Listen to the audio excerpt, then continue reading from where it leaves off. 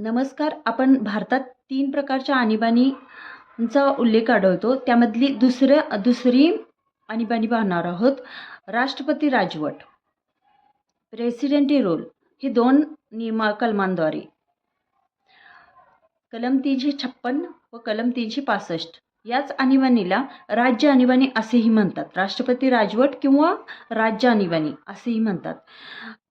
कलम 356 नुसार लावण्यात येणारी घटनात्मक यंत्रणा अपयशी ठरल्यास ही आणीबाणी लावता येते आणि कलम 365 नुसार केंद्राचे निर्देश न पाळल्यास ही आणीबाणी लावतात.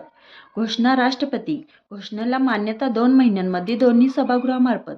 कालावधी वाढवण्यासाठी ठराव. दोन्ही सदनात एकाच वेळी कालावधी 6 महिन्यांसाठी वाढवता येतो. महत्तम कालावधी 3 वर्षासाठीच. बहुमत. साधे बहुमत म्हणजे सिंपल मेजॉरिटी दोन्ही सदनात आणि समाप्ती केवळ राष्ट्रपती.